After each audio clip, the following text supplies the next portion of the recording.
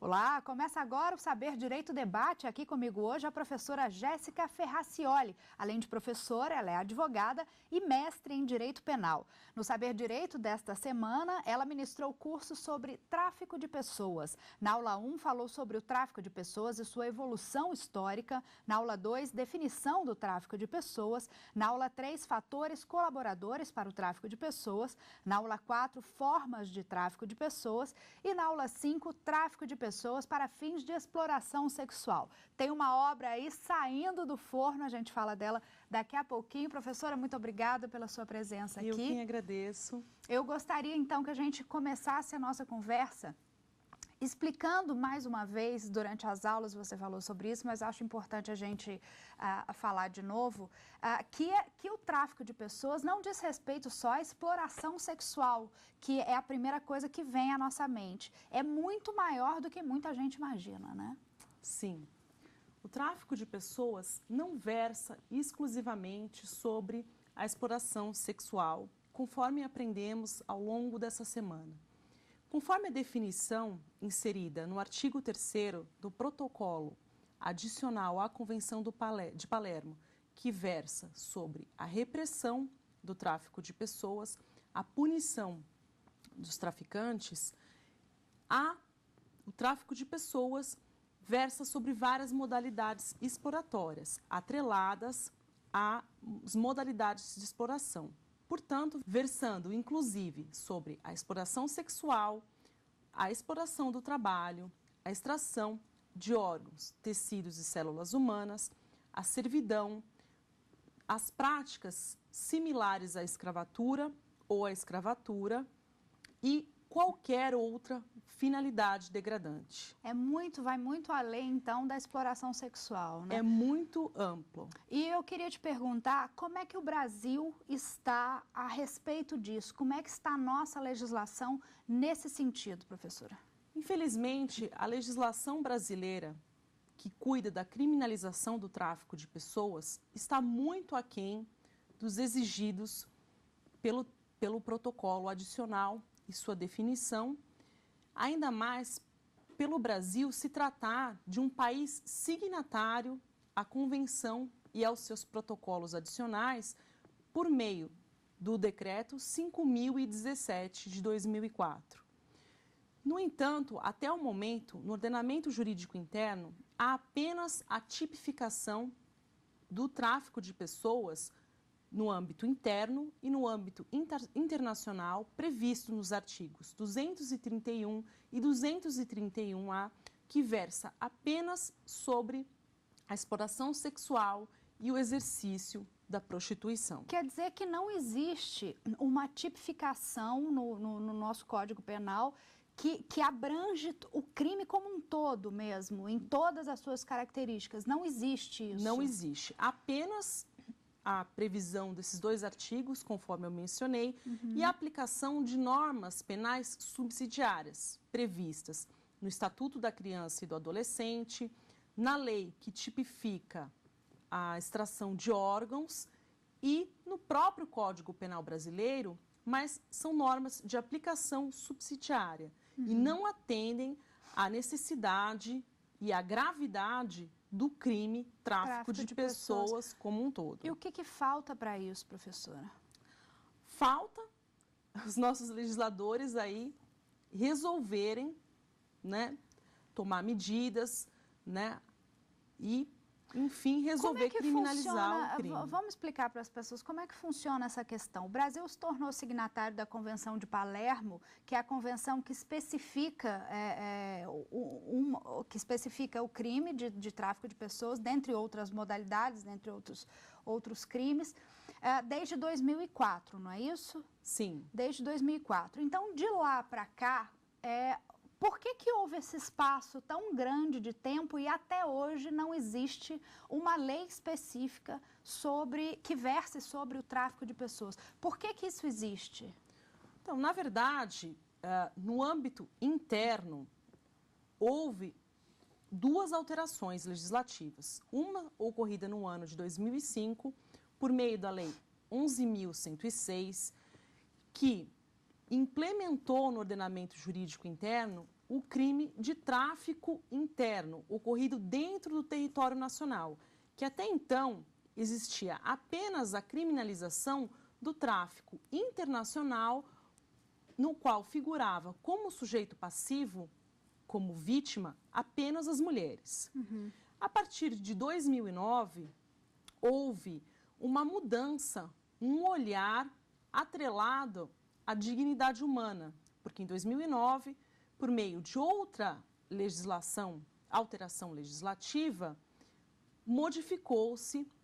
E perceberam que não era só a mulher a vítima desse crime, né? Que não era Apesar só a mulher. De ser a maioria, não é isso? Isso. Passou-se a proteger todas as vítimas, homens, mulheres, transgêneros, podem ser vítimas de tráfico de seres humanos. No entanto, a legislação ainda continua ineficiente. Por quê? Porque há inúmeros bens jurídicos que deveriam ser tutelados na seara do delito de tráfico de pessoas. E apenas a aplicação subsidiária de outros institutos penais não faz jus à repressão e à criminalização e à punição dos traficantes nas exigências do protocolo adicional relativo à proteção ao tráfico de pessoas, em especial mulheres e crianças, que complementa a Convenção de Palermo. Como você acredita que isso pode diminuir? Não só como eu acredito, mas como foi recomendação já da ONU, o Brasil alterar vigorosamente a legislação concernente ao crime de tráfico de pessoas. Em primeiro lugar, prevendo que ele se estenda a todas as modalidades degradantes, né?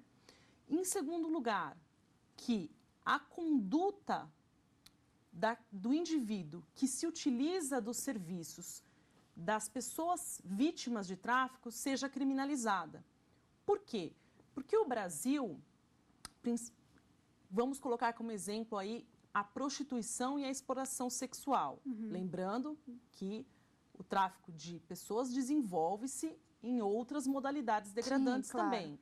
Mas, exemplificando, a prostituição, o Brasil, a prostituição ela é desenvolvida livremente aqui no Brasil. Não se criminaliza a prostituta e tampouco quem se utiliza o consumidor dos serviços, o consumidor, desde que ela esteja com plena capacidade de entender a situação do fato e seja maior de idade, enfim. O que se criminaliza são as pessoas, né, que exploram a prostituição de outrem. Por exemplo, os proxenetas,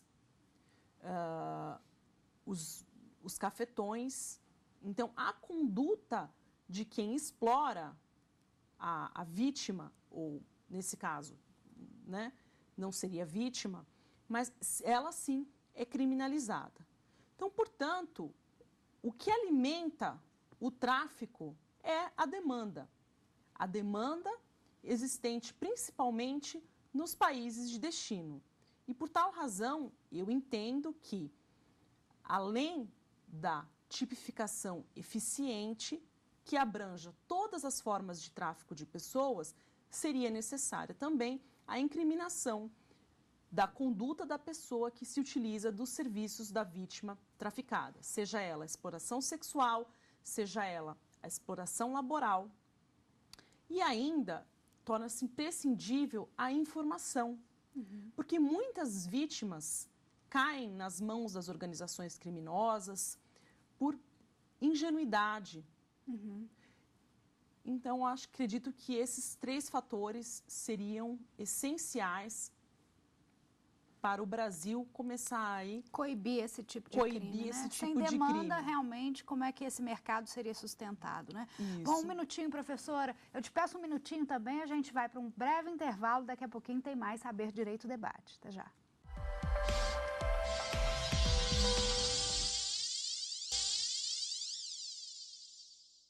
Já voltamos para mais um bloco do Saber Direito Debate. Aqui comigo, mais uma vez, a professora Jéssica Ferracioli.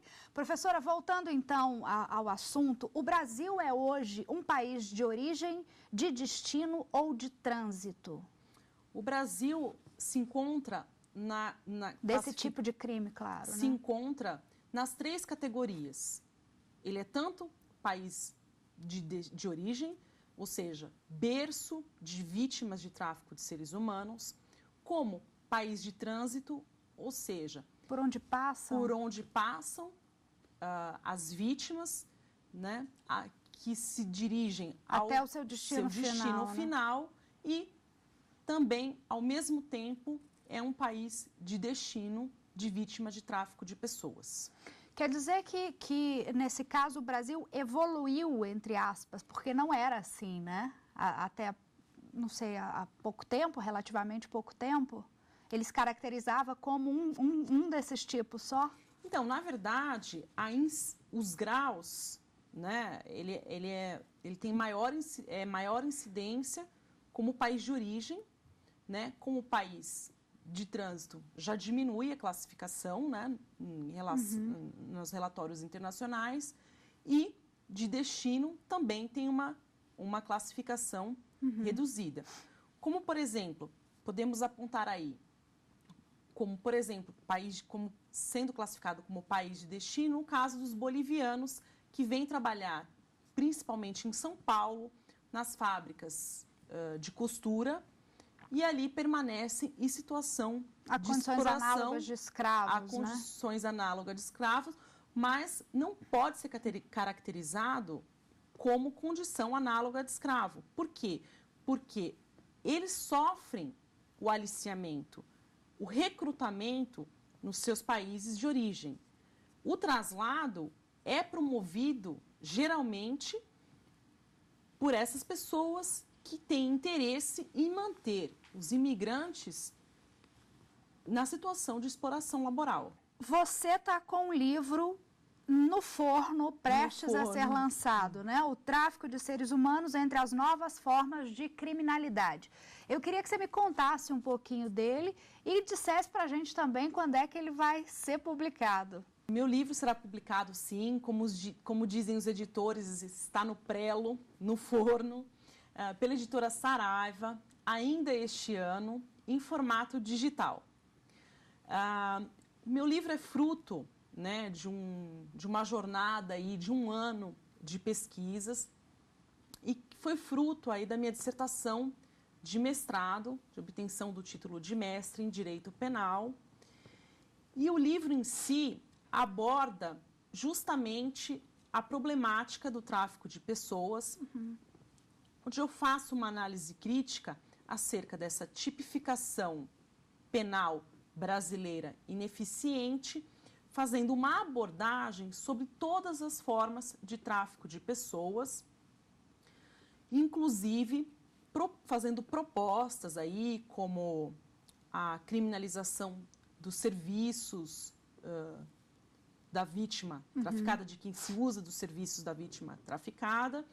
E trata-se, no momento que eu tenha conhecimento, da única obra que faz uma análise sobre todas as formas de tráfico de pessoas apontadas aí nos instrumentos internacionais. É um tema ainda pouco explorado, né? Um tema pouco explorado, apesar da gravidade, mas eu acredito que, em razão de ser um crime complexo, é um fenômeno criminal complexo, que demanda aí um estudo de áreas, né, de áreas multidisciplinares, né, que somente assim, né, com a obtenção desse estudo, né, associado aí às ciências penais, com as ciências sociais aplicadas, direitos humanos, que se conseguirá mesmo obter aí um êxito no combate ou numa diminuição, né, na prevenção, no crime de tráfico de pessoas. Professora, e o que te despertou para esse mundo? Como é que você chegou a escrever e a estudar esse tema? Como é que foi o caminho aí? Na verdade, durante as aulas, né, do curso de mestrado, houve o debate, né, do tema tráfico de pessoas, mas voltado aí para exploração laboral, né, e aí despertou o interesse sobre o tema, e aí eu resolvi aprofundar os estudos e elegê-lo como o tema da minha dissertação de conclusão. Então foi durante o mestrado? Foi durante o mestrado.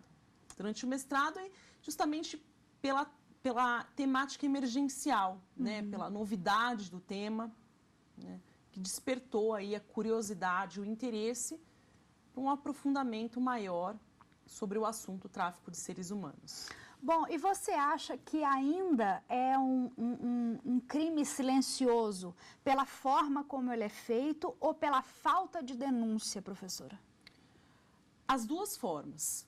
Primeiro porque não se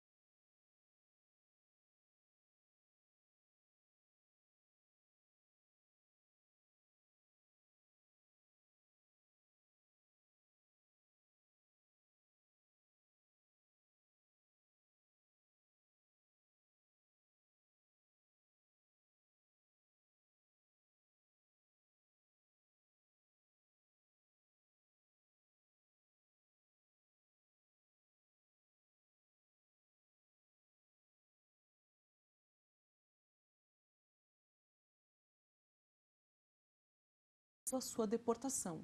Daqui a pouco tem o terceiro e último bloco do Saber, Direito, Debate. Não sai daí.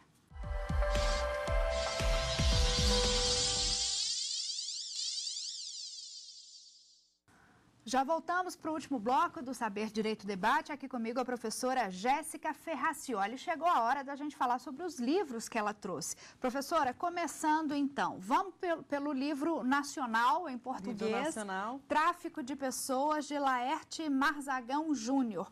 Qual é a especialidade desse livro, professora? Então, na verdade, o professor Laerte Marzagão é o coordenador dessa obra, e que se trata de uma coletânea de artigos que versam sobre o crime de tráfico de pessoas.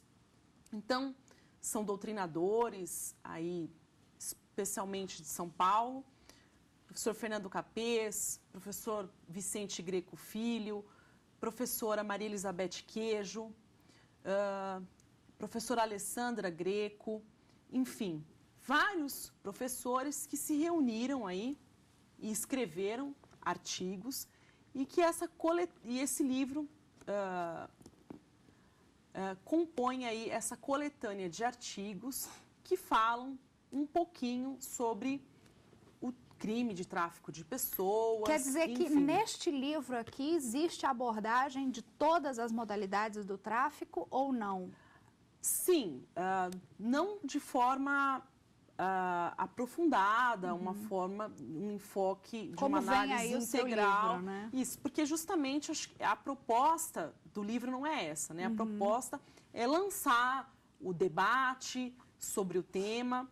Então, esse foi o primeiro livro aí no ordenamento jurídico brasileiro que trouxe aí esse enfoque voltado mais para o âmbito criminal, do tráfico de pessoas, com alguns artigos aí, num enfoque sociológico, enfim. Entendi. Bom, temos outro, é esse aqui? É, né? Crimes contra a dignidade sexual. esse livro foi escrito a 4 mãos pela professora Alessandra Orsesi Pedro Greco e o professor João Daniel Rassi, ambos doutores pela USP em Direito Penal.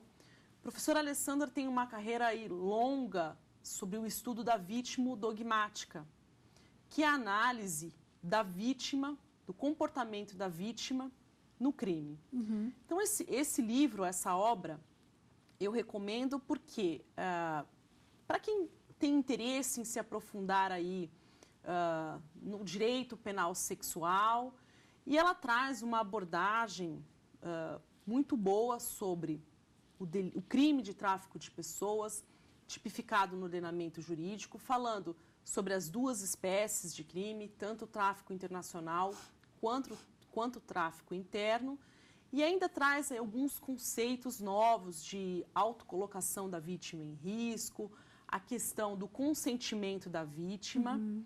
Então, a pessoa que tiver interesse aí em aprofundar os estudos sobre os crimes contra a dignidade sexual, essa é uma boa indicação. Essa é uma boa indicação. Bom, e nós temos 3 obras espanholas aqui, não é isso? Espanholas, que você, sim. Vamos lá.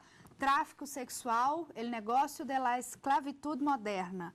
Está aqui. Me fala um pouco desse livro. Então, esse livro é muito interessante porque o autor, ele é um jornalista. Ele não é um operador do direito, ele não é um estudioso das ciências aí penais. E o que ele fez? Ele viajou durante alguns anos, principalmente pelos países de trânsito, né, e de destino, aonde se utilizam os serviços das vítimas de tráfico voltado para a exploração sexual e da prostituição. Então, ele se fazia passar por um cliente, por um consumidor dos serviços sexuais, ingressava nos estabelecimentos, nos prostíbulos, e entrevistava as vítimas de tráfico de seres humanos, e ele traz um relato nessa obra de vários depoimentos sobre as vítimas oriundas da Moldávia, da Índia, enfim, inúmeros países aí que sabemos... Então, é um relato bem real da situação delas. É um relato bem real. É um relato bem real. Inclusive, no meu livro, eu transcrevi alguns depoimentos dessa obra porque eu achei, assim, muito impactantes e, inclusive, exemplificativos. Esse livro é interessante para qualquer pessoa, né? E não só para o estudante ou para quem queira se aprofundar na área, mas como para o leigo também, para o cidadão comum, para entender um pouco mais. Sim. Né? Seria interessante. E esses 2 últimos aqui, eu vou pegá-los de uma vez, porque nosso tempo, infelizmente, já está acabando. Globalização, tráfico internacional ilícito de pessoas e direito penal. E o delito de trata de seres humanos. Me fala um pouquinho desses 2 aqui. Então, o primeiro livro, né, Globalização e Tráfico Internacional Ilícito de Pessoas e Direito Penal, ele foi elaborado pela professora Ana Isabel Pérez Cepeda, professora da Universidade de Salamanca, com quem eu tive o prazer agora de estudar e me especializar mais na área, né, do direito penal. E ela é um expoente no estudo do tráfico de pessoas na Espanha. E esse livro traz uma abordagem muito atual, porque fala da influência da globalização, no crescimento aí, como um dos fatores colaboradores para o tráfico de pessoas, trazendo aí a diferenciação entre os institutos, tráfico ilícito de imigrantes e tráfico de pessoas, que, conforme nós vimos ao longo da semana, são institutos claramente distintos. O outro livro, ele faz um enfoque, a autora faz um enfoque mais voltado para os direitos humanos das vítimas, traçando aí um panorama entre as diferentes formas de tráfico de pessoas, inclusive fazendo uma análise do direito comparado, direito espanhol, direito penal alemão e os seus respectivos enfrentamentos do crime de tráfico de pessoa nos ordenamentos jurídicos desses países. Muitíssimo obrigada pela sua presença, sucesso na sua obra. Muito obrigada. Obrigada a você também pela companhia e não se esqueça, pode mandar um e-mail para nós caso tenha qualquer dúvida, saberdireito@stf.jus.br. Você também pode estudar pela internet acessando o nosso site, é www.tvjustiça.jus.br. Tem encontro marcado comigo na próxima semana. Até lá, eu te espero. Tchau.